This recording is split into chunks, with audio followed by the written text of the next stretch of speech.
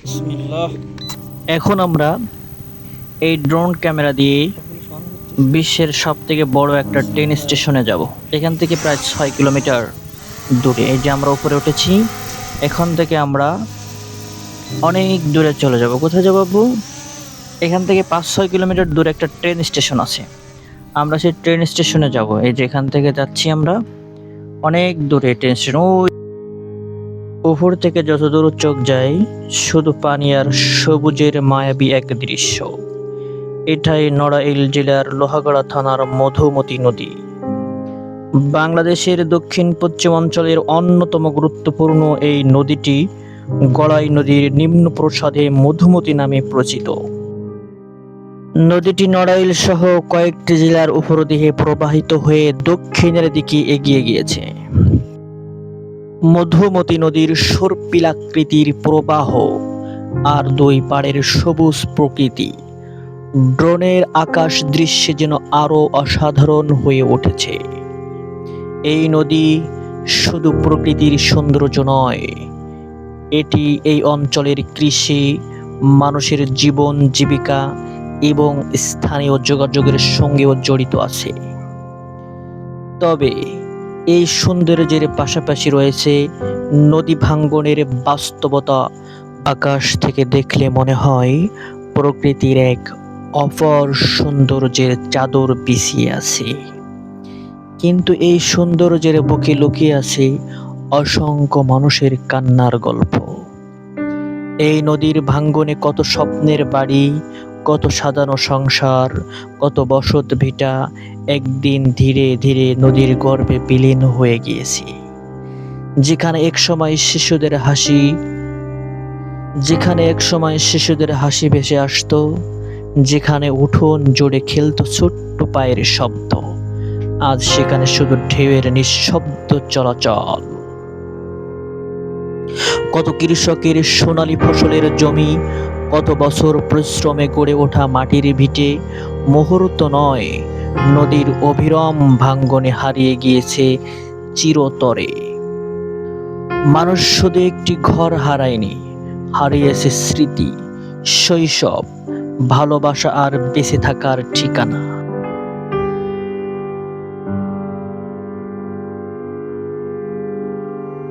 তবুও মধুমতির পাড়ের মানুষ আজও নতুন করে স্বপ্ন দেখে। ভাঙ্গনের কষ্ট বুকে নিয়েও তারা আবার ঘর তোলে, আবার জমিতে বীজ বোনে, আবার জীবনকে ভালোবেসে সামনে এগিয়ে যায়।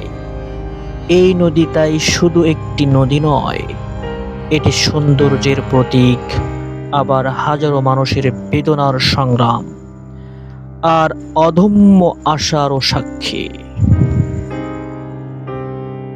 উপর থেকে দেখলে এই নদীটা উপর থেকে দেখতে কত সুন্দর, মায়াবী সিক্ত মনে হয়। এই নদী শুধু প্রকৃতির সৌন্দর্য নয়, এটি এই অঞ্চলের কৃষি, মানুষের জীবন জীবিকা এবং স্থানীয় যোগাযোগের সঙ্গেও জড়িত আছে। তবে এই সৌন্দর্যের পাশাপাশি রয়েছে নদী ভাঙ্গনের বাস্তবতা। বছরের পর বছর নদীর গতিপথ বদলেছে, কোথাও তৈরি হয়েছে নতুন চর, আবার কোথাও হারিয়ে গেছে হাজারো মানুষের বসত ভিটা, ফসলাদের জমি। আমরা এখন এই নদীর পাড় দিয়ে যেতে যেতে দেখতে পারবো বাংলাদেশের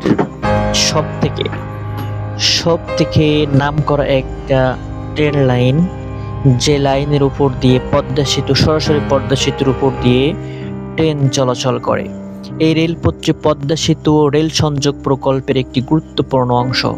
ঢাকা থেকে পদ্মা সেতু হয়ে ভাঙ্গা, নড়াইল ও যশোর সঙ্গে রেল যোগাযোগের আরও সহজ করার লক্ষ্যে এই নতুন রেলপথ নির্মাণ করা হয়েছে।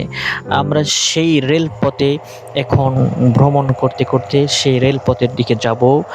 এই নদীর উপর দিয়ে যেতে যেতে আমরা ঠিক সেই রেল লাইনের উপরে গিয়ে আমাদের নড়াইল এবং ঢাকা যে রেলওয়ে স্টেশন আছে সেখানে আমরা যেয়ে আপনাদেরকে দেখাবো।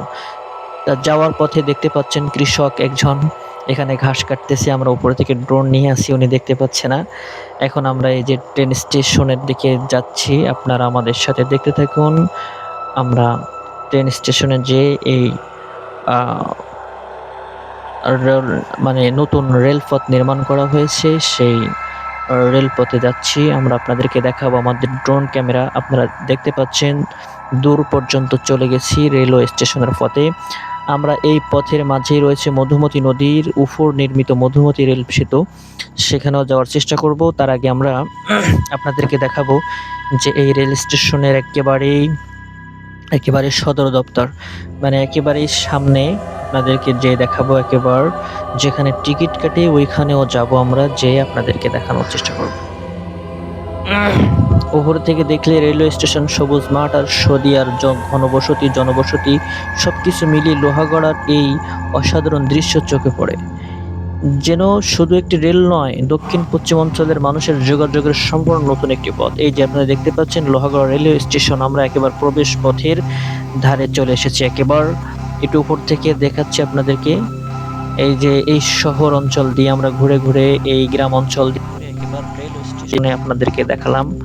এখন আমরা আবার ফিরে আসতেছি রেলওয়ে স্টেশন। ওখানে বেশিক্ষণ থাকি না, যেহেতু আমরা যেখান থেকে ড্রোন ওড়াচ্ছি এখান থেকে অনেক দূরে, এজন্য অত দূরে আমরা আবার ফিরে আসতে পারবো না। এজন্য আমরা অল্প একটু সময় ওখানে থেকেছি, আপনাদের দেখানোর চেষ্টা করেছি।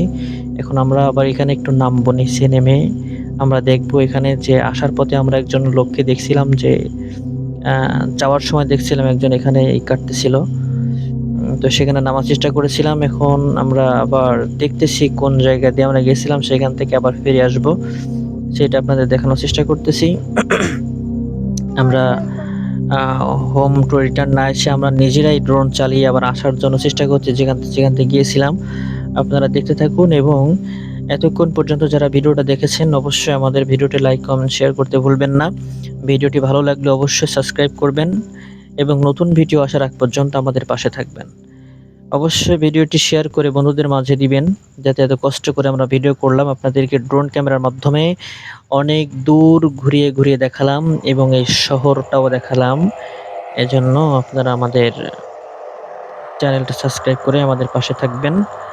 আর লাস্টে একটা অনুরোধ করি, অবশ্যই ভিডিওটা শেয়ার করে বন্ধুদের মাঝে ছড়িয়ে দিবেন। আমরা এখন ল্যান্ড করব, কিভাবে ল্যান্ড করব এটাও আপনাদেরকে আমি দেখাবো। কিভাবে ল্যান্ড করবে এটা আপনারা দেখতে পারবেন। এই যে আমরা ল্যান্ড করতেছি, যেখান থেকে আমরা ড্রোন উড়িয়েছিলাম সেখানে চলে এসেছি। এই যে আপনারা দেখতে পাচ্ছেন আমরা অনেক দূর থেকে ভ্রমণ করে এখন চলে এসেছি ড্রোনটার মাধ্যমে। আমরা অনেক দূর ভ্রমণ করেছি, প্রায় 20 মিনিটের মতো আমরা ড্রোনটা উড়িয়েছি। এখন আমরা এখানে ল্যান্ড করব, আপনারা দেখেন। সর্বশেষ কথা, ভিডিওটি ভালো লাগলে অবশ্যই লাইক, কমেন্ট, শেয়ার করতে ভুলবেন না। অবশ্যই ভিডিওটি সাবস্ক্রাইব করে আমাদের পাশে থাকবেন নতুন ভিডিও আসার আগ পর্যন্ত। ভালো থাকেন, সুস্থ থাকেন, সবার জন্য রইল শুভকামনা। আসসালামু আলাইকুম।